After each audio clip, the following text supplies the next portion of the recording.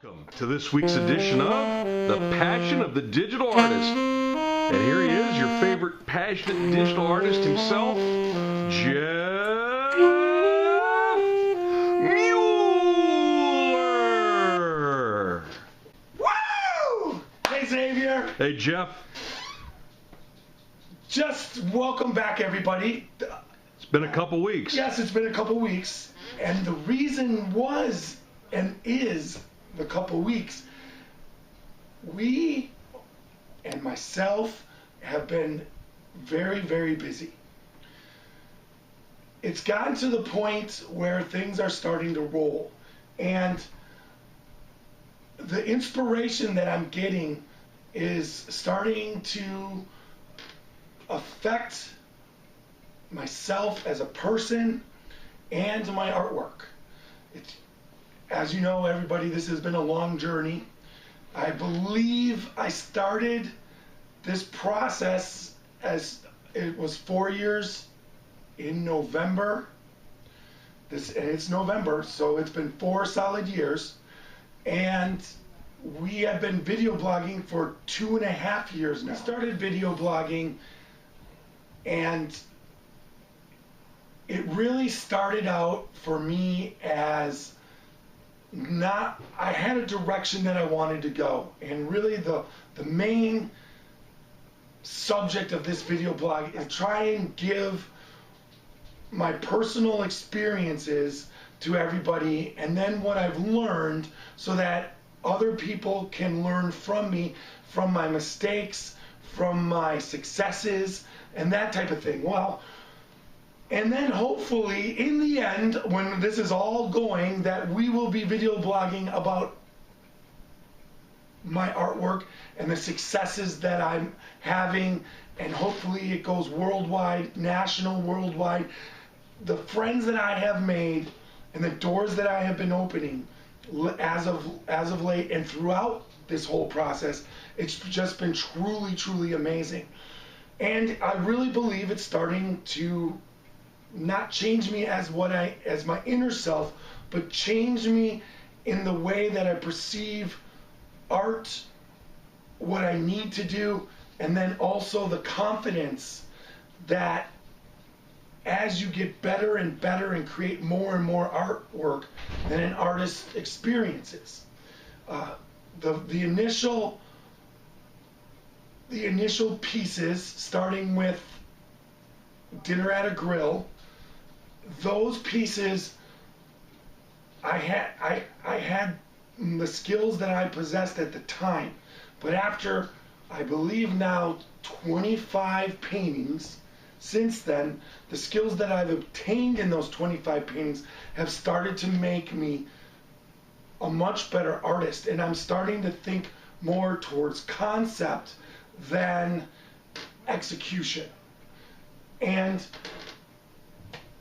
tonight we will cover, for right now, this past week, I did a couple things. I finished Cleveland Rocks the USA.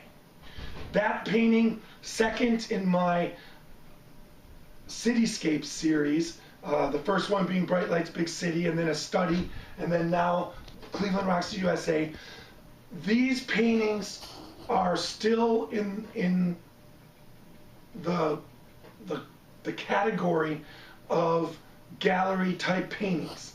And Jeff, that's just I guess the word that comes to mind is vibrant. And that jumps off the screen at you. And really, I had a question on Twitter, and the question was about the colors of the background buildings. And he asked for an explanation, because he felt that even on this day from the original image, those buildings would have been washed out. Actually, the sky was washed out. I painted a new sky in, and then made all the buildings vibrant. I did that for a number of reasons. One, I wanted to use in this particular painting the contrast of the bright colors to the sky, and then I wanted to use color as a compositional element above shape.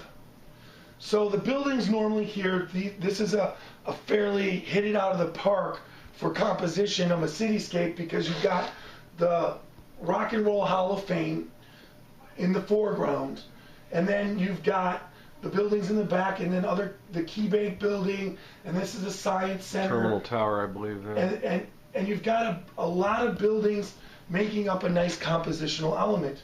But what I wanted to bring to this particular painting is color. Color as a compositional element that would dominate the actual shapes. So the first thing I wanted to do is move people around with the colors. Then the second thing, for them to notice the shapes.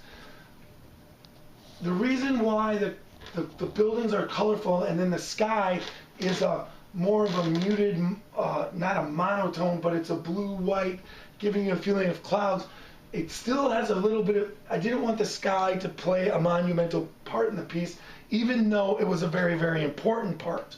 And then last, taking the American flag and having that in there, I painted the flag a little bit more realistic than the rest of the image, because I really feel that this particular image with the Rock and Roll Hall of Fame and in Cleveland, a very, very blue-collar city, having it being a very good representation of what America and the United States is. There's all types of culture in Cleveland. There's all types of social, economic status, and it's very evident, and I wanted that to be represented. And Cleveland, when you say Cleveland, you think of a hardworking, blue-collar town. And a melting pot. Right, and so that's where the flag ties in. It's not so much as a patriotic thing, but more a representation of what the United States is. So that's what I was trying to do with this particular painting. The digital part's finished, and then that takes us to the next step. I did something, I'm going to do a number of paintings that I would like to say that I'm going to do them silently. I'm going to create the next 4 or 5 paintings. I'm not going to be promoting them through social media. I'm going to be basically promoting Cleveland Rocks while I'm doing these other paintings, and then sometime in the spring, as a group, have a way of presenting all the paintings at once instead of just through my website and Twitter and Facebook. I'm starting to be able to connect with people around the world through interviews and newspapers and magazines, and press releases. I am going to start submitting it through that channel, and then once they're introduced through those channels, then start promoting it onto my website. My website is going to go through a redesign. I'm starting the process. I'm going to have I've been going as an artist in a number of directions. Because of social media, it allows you to put feelers out in directions to go. There's the fine art direction that I'm going in, which is more important social statement paintings. There's also the fine art direction I'm going in with my cityscapes. And then there's more of a commercial fine art where you would, like the Cape Cod series, and for instance, the one Summer Anticipation, those are more decor fine art where I'm going to be promoting myself to interior decorators, designers, architects, hospitality. So I'm going to basically separate everything into individual projects and mainly focus on the fine art part of what I'm trying to do. So there's going to be a lot of stuff coming up. We are coming up, it's November 17th, we're coming up on the end of the year. And the last thing I want to talk about is, I have a friend who pounds on me daily to have a business plan or understand the business of art, and just don't be an artist who is kind of all over the board. And so the last couple of years I've been setting up, every year I set up business goals, and he wants a specific business plan. Now, the plan is starting to take shape by itself. But what I recommend, and what I've been doing first couple years in my head, and now I'm going to start putting it to paper, is to actually start to categorize a year, what I want to do throughout the year, and then have a goal and a plan for 5 years, and a goal and a plan for 10 years. And then each year you will revise the one, you accomplish your goals for the year, because in your year plan you set them so that you can accomplish them. In the 5-year plan, where you have the goals, you basically add up what you think you could do in 5 years and where you want to be. And in the 10-year plan, you double it, and then you have goals set. Now, from the standpoint, every year you're going to adjust that 5-year plan based off of what you did in that year. Now, for an artist, this is a very extremely important thing, because artists do not think like business people. Business people think structured. There's so many artists that are happy to put 50 hours and $200 worth of material and sell their piece of artwork for $300. Now, there's absolutely nothing wrong with that if you're not trying to actually be compensated for your time and effort. If you're not trying to evolve it into a growing business. Right. Yeah. But if you're looking to substantiate a living along with doing creative, good art, you have to understand what you're trying to accomplish. Getting an effective revenue stream established for the time you've invested. I mean, the materials are almost nil. A 50-hour painting at $8 an hour is $400. That is minimum wage it's minimum wage.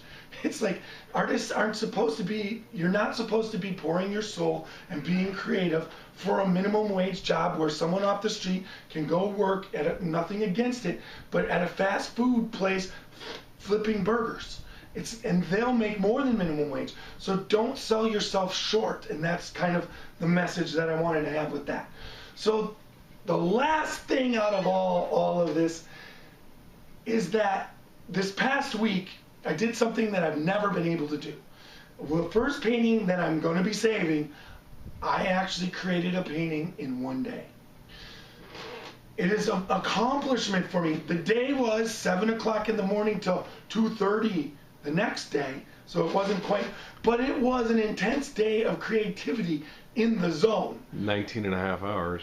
But save dinner and drinks. Yes, but it's something that I've always felt that was inside of me as far as what I'm capable of as an artist, and what was coming out of me was pretty amazing.